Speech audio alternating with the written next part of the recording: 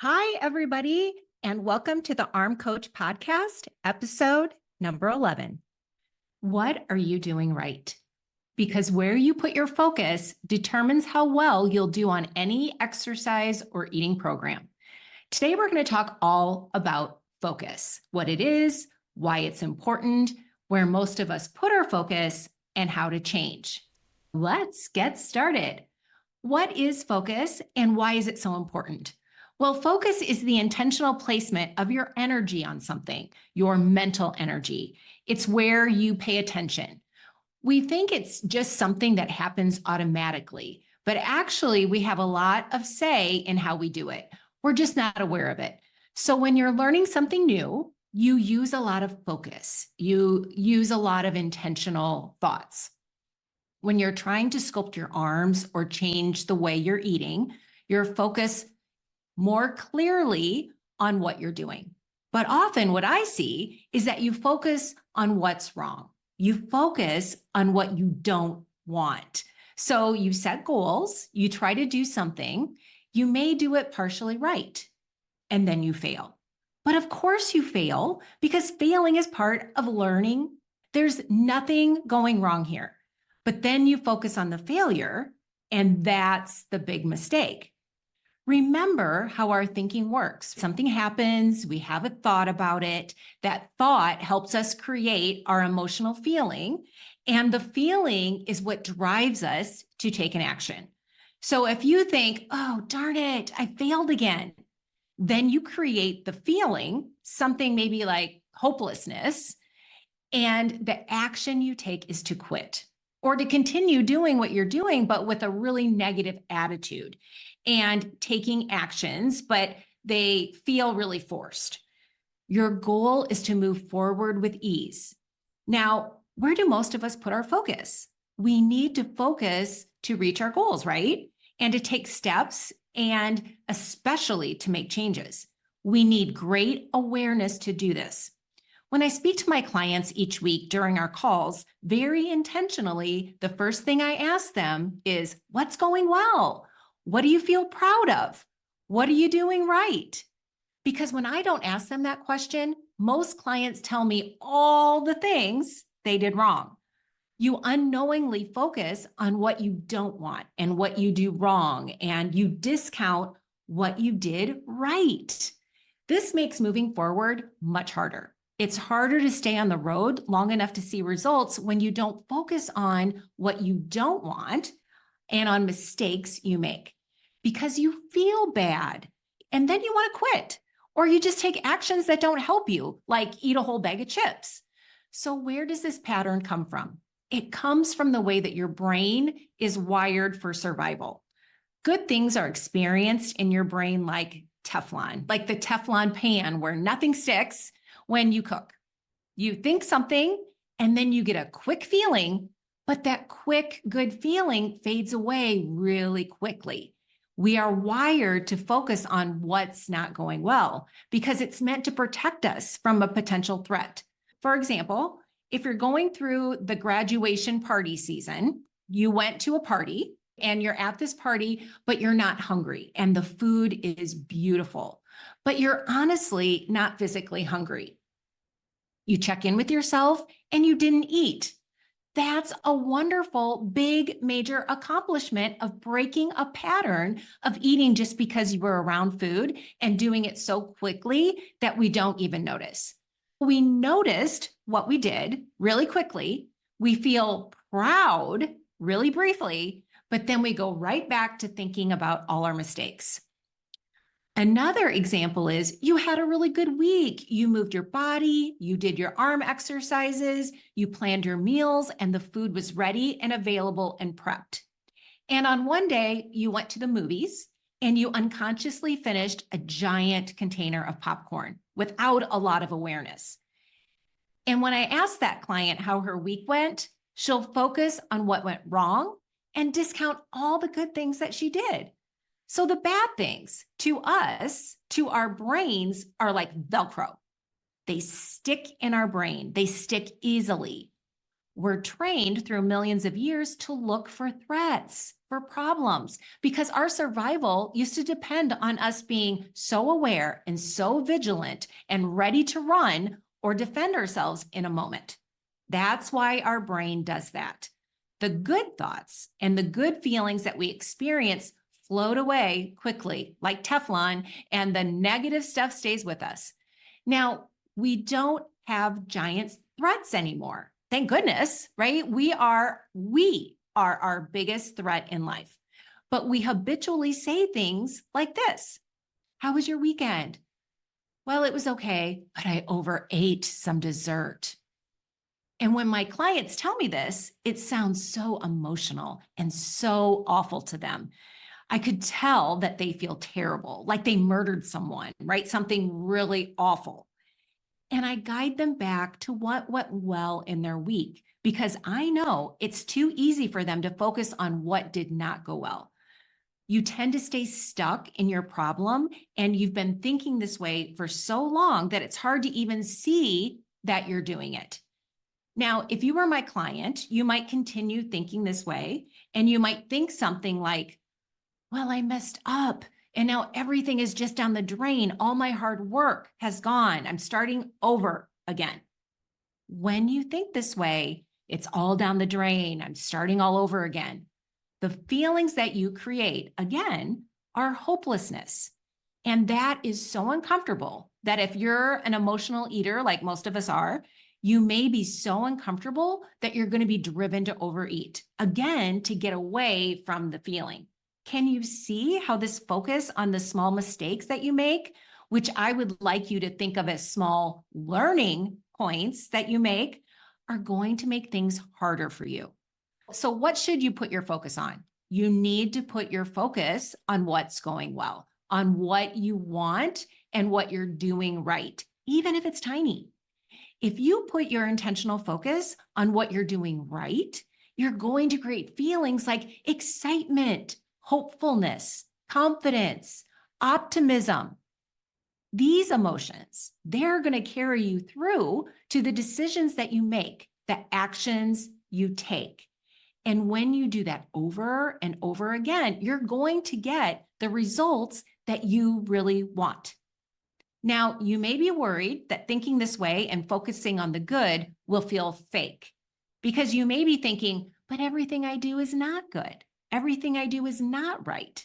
It's not that you're faking it.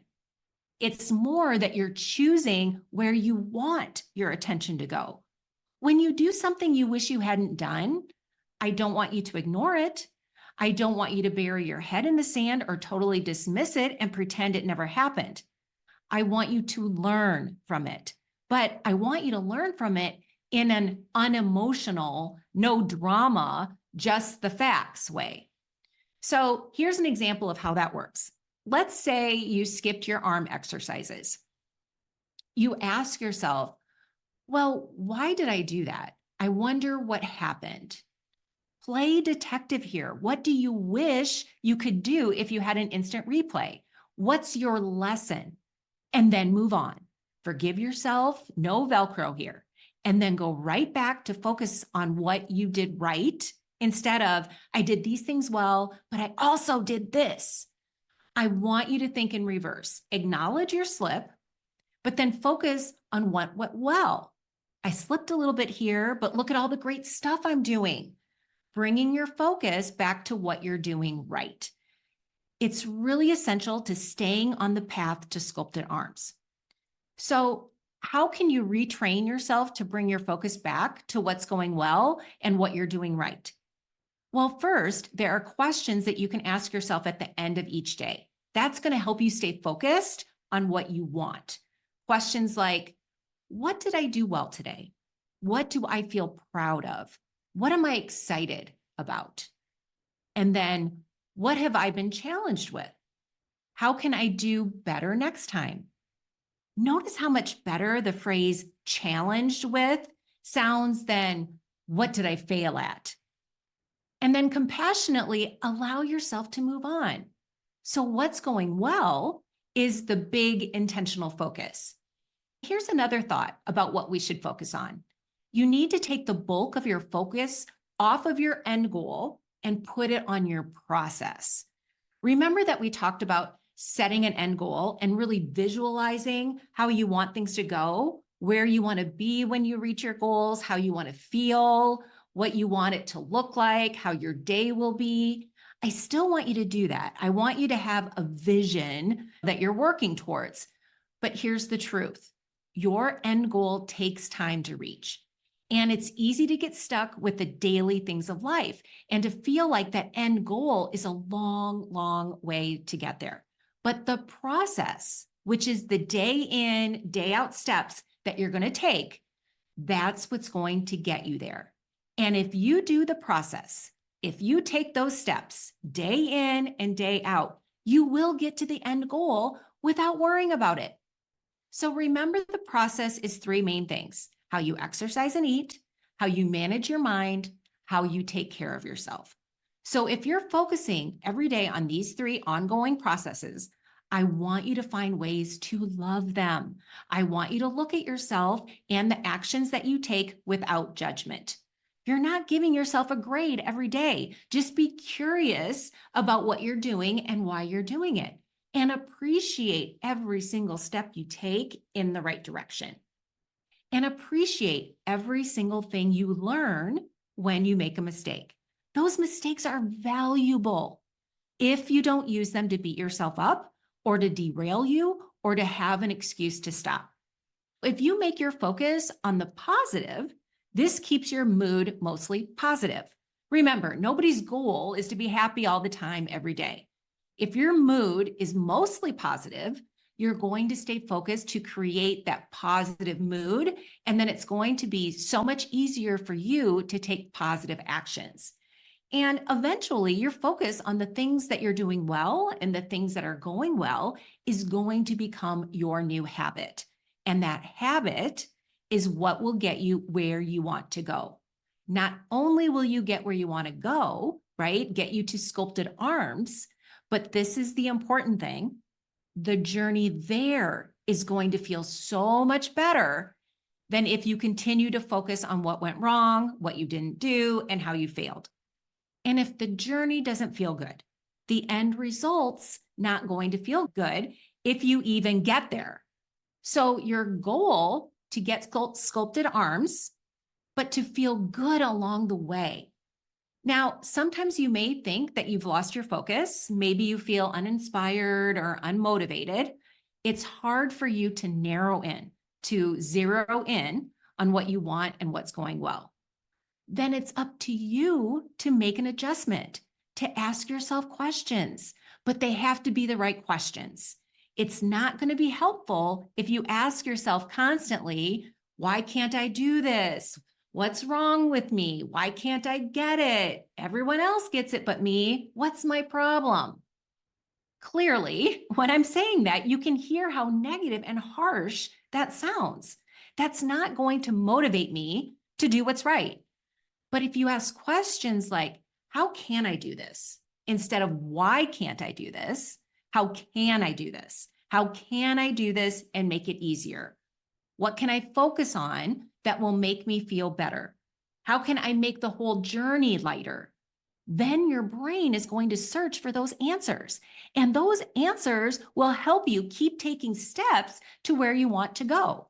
So keep making adjustments until you notice a shift in your mood.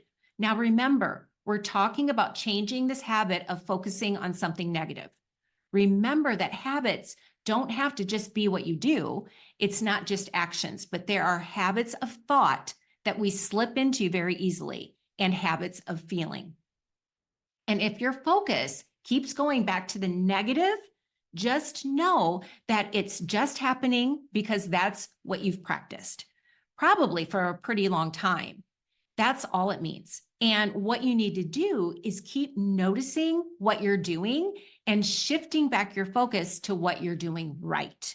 The way you will notice is that your emotions will start to feel negative. That's how you will know that your focus needs an adjustment. One of the things that I like to have my clients do is to keep an ongoing list of what they're doing that they feel good about, that they're proud of, things that went well, things they did. I don't care how small they are. And then they look back on that list daily to remind yourself that you are making progress, even if you don't see it in the mirror yet, because all those daily little things that you do, the simplest little things as what you focus on, are going to add up big, eventually to change. Remember that when you make changes, they come from the inside out. So you think a little differently, and then you create different feelings. Pretty soon, you're effortlessly making different choices, taking different actions. And last, but eventually, you will see different results on and in your body. But it's the last thing to show up. Now, that's what I have for you today on Focus. So that's all for now. And I'll see you all next week.